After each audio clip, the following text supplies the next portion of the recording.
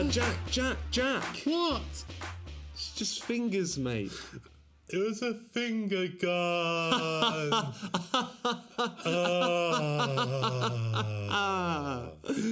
Well, I'm glad that's all been cleared up. Yes. Oh gosh, look. It's the audience of the Gurt Poddy. Again? Back for more, are we? Like what you heard, hey? Yeah. Oh, you accidentally clicked on it, right. Well, welcome. Welcome nonetheless. Maybe you're just scrolling through on your TikTok feed or your other social media feeds. Maybe you are a piece of code that's scanning this piece of media for sensitive content. Maybe you're Elon Musk. Hi, Elon. Hello, Elon. How's it going? Please, could I have a Tesla, please? Please, could I have Twitter, please? Please, could I have Twitter in my Tesla, please? See you on Christmas Day. Bye, Elon. And hi, everyone else. Not exactly Elon Musk, are you guys? Where's your business acumen? Acumen? Oh. That's a word they use on The Apprentice. Whoa! Yeah. Jack watches The Apprentice. Yeah. No, I haven't watched last week's episode yet, so no spoilers, please, everyone. Alan Sugar dies. Let's crack on.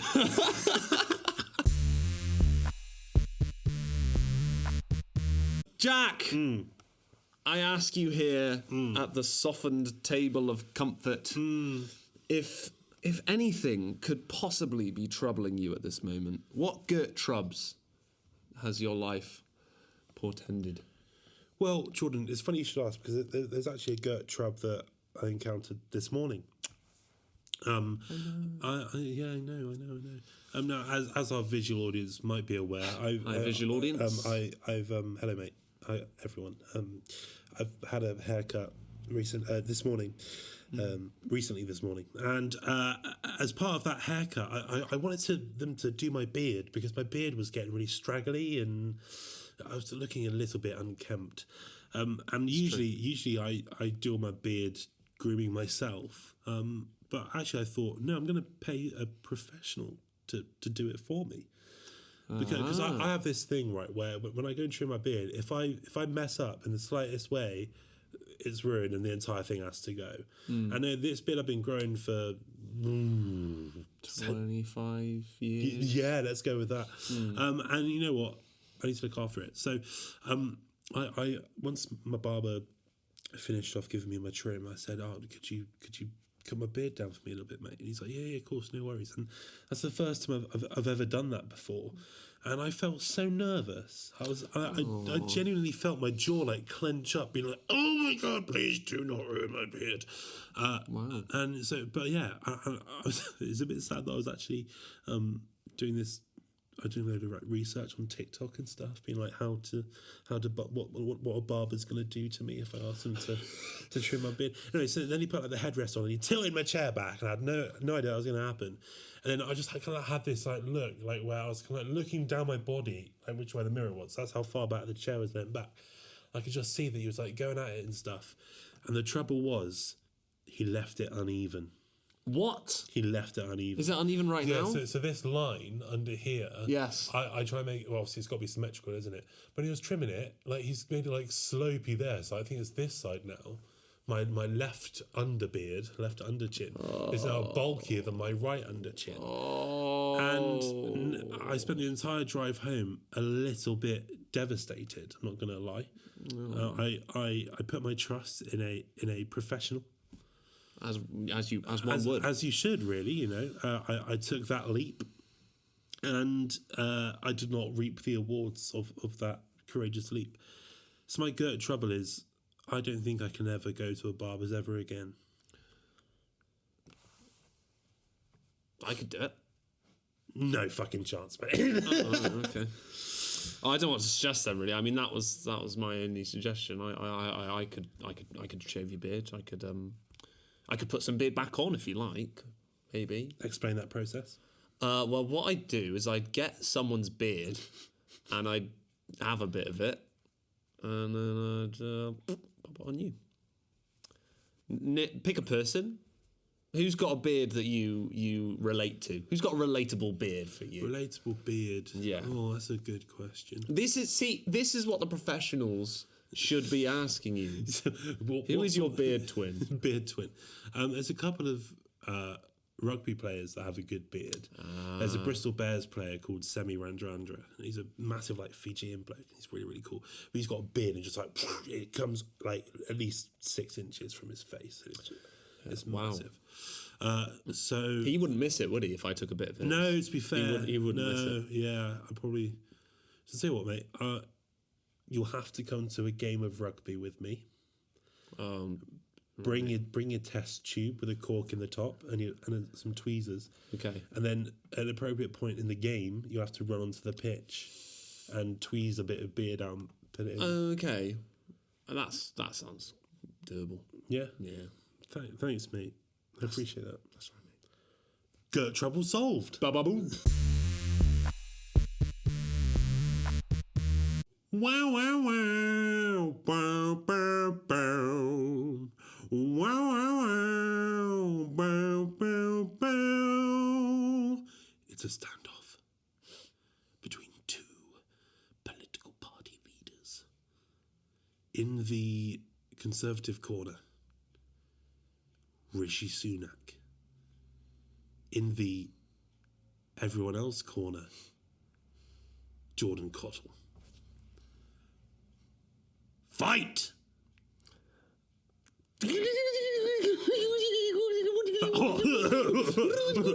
I can't believe you would tickle me.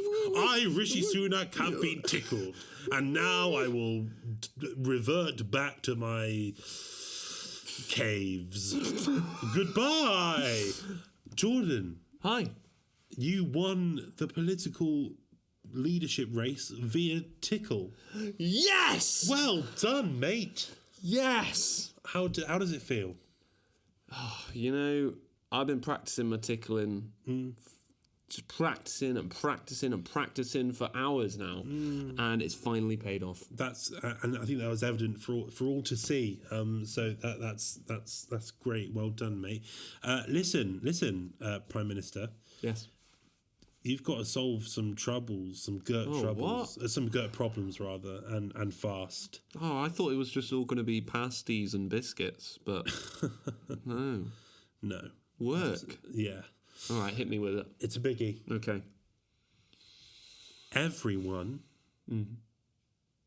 is on strike. Oh dear. Nurses, teachers, train drivers, Yeah. and everyone else. Yeah. They are on strike because they're not getting paid enough. Oh, okay. Okay.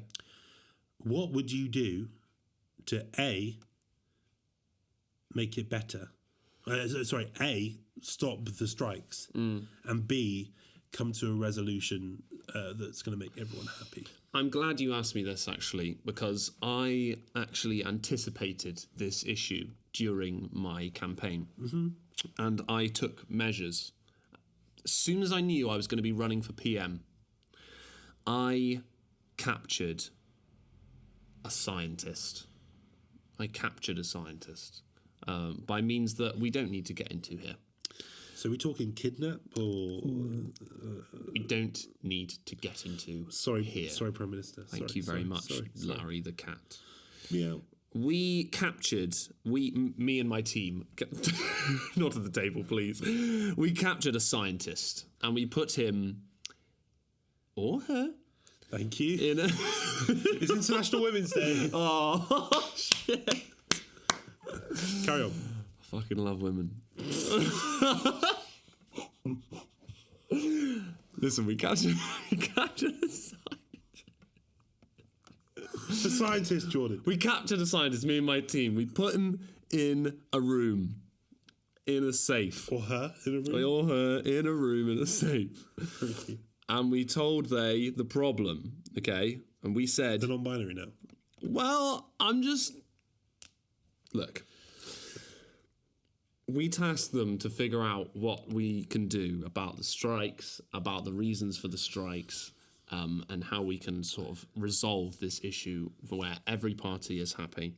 Hang on, I'm going to stop you there. It sounds like you're outsourcing. Is that wrong?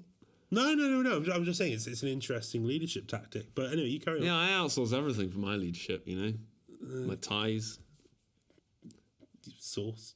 My sauce. Yeah, mayonnaise, ketchup, the lot. I don't make it, do I? Everyone loves Heinz. Anyway, so we got a scientist. Other brands of ketchup are available. We put him in, or her, or they, in a room, and we asked them to figure out how to resolve the strikes. And that was 8 months ago. Christ. We didn't feed them.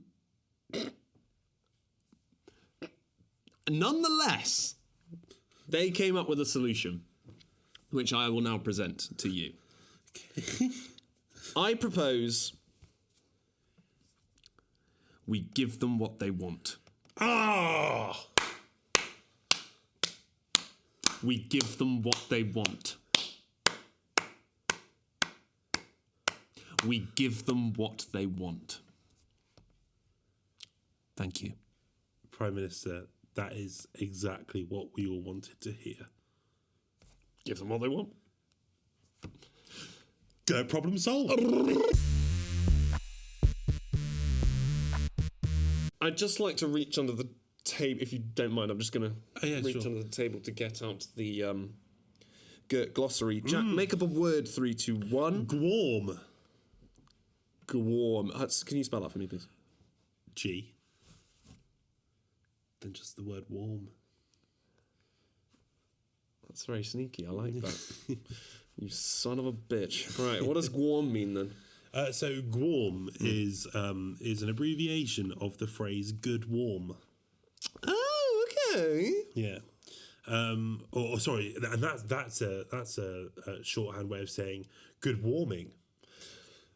You're going to need to keep going. I think that's not really yet provided the context. So if I start out the super elongated phrase and work my way back to the... I think that's better. Okay, so good warming is a phrase that was coined originally back in the Victorian ages. Wow. So back then there was no quality of life for anyone. No quality of life. None whatsoever. People lived in shacks. Famously. The rich lived in palaces. Actually, that's not far away from the truth of where we are now, is it? Anyway, that's by the by. We got stuff to say. Yeah, trust. Yeah. Listen, no one had a good quality of life. So it was kind of, the classic British stiff upper lip attitude. Yes. The British humour. Everyone. So this was back in the time where no one could afford to warm their houses. Yes. It's not so different from today, actually, is it? We've got stuff to say. We've got stuff to say, guys. We've got stuff to say. Anyway, so people couldn't afford to heat their houses. So all people could do was make a joke out of it. That's all they could do. But we can just laugh. Yeah. Yeah. We've got something to say. Yeah. So what they say, everyone, it was kind of like a bit of sarcasm, very dry sarcasm, where in the morning people would be obviously shivering like mad. Yeah. They'd be walking out to the streets to buy their crust of mouldy baguette. Yeah. And which for some reason were on sale. Yeah. That's all they could afford. Yeah. So, they didn't have food banks back then or anything like that. No. We have something to say. We have stuff to say. We have stuff to say, yes. And what they would say is they were passing each other. They'd doff their cap. They'd say, "Good warming."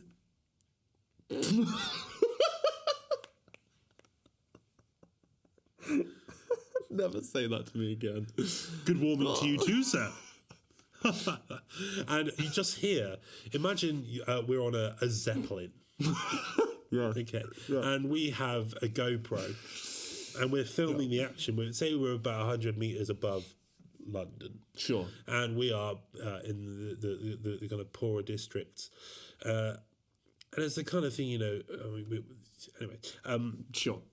Oh, what am I saying here? Yeah, the Zeppelin, of course. And if we went back in time on a Zeppelin,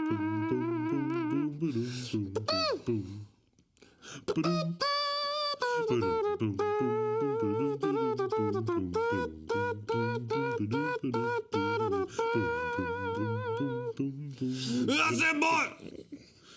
Boom, boom, boom, boom, boom, boom. I said, boy. Boom, boom, boom, boom, boom. Give me back Boom, boom, boom. my kind of calling.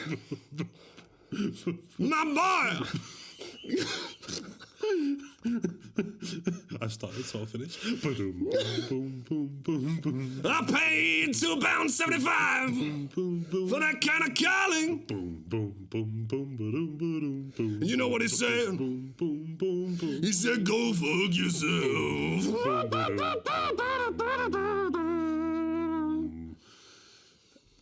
And that was a semi-autobiographical piece of swing music about, and I like to call it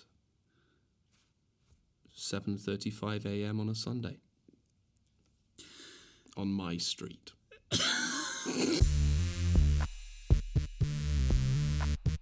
And now we've done that. Yeah. Now we've filled the gap. That means we've leapt the chasm and we've arrived at the end of the episode. Shit. Yeah. Any news before we name the episode?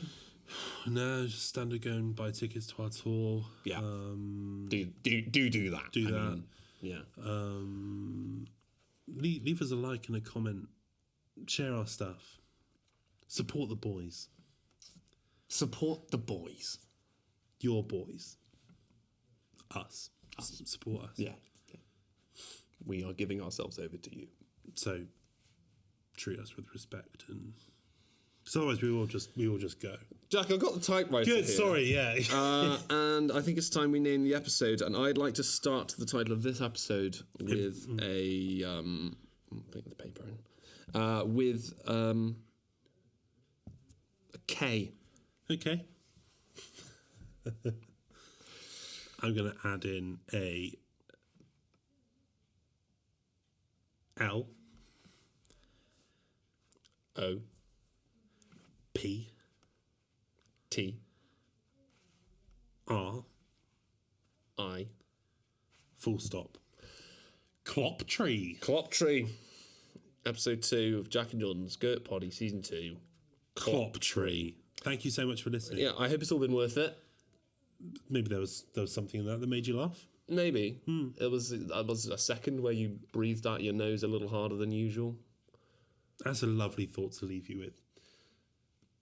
Goodbye. Goodbye. Thank you so much. And also goodbye. And also, get fucked. You've been listening to Jack and Jordan's Gurt Poddy, featuring Jack Stringer, Jordan Cottle, and this microphone that we're talking into. Like what you heard? Then go drop us a cheeky follow on all of our social media channels. That's Facebook, Instagram, Twitter, and TikTok. And also leave us a review on the relevant podcasting platform. Want to check out our faces? Come see our live show, A Sketch Show, which is touring the Southwest right now. All the tour dates can be found online. Use your brains, find them.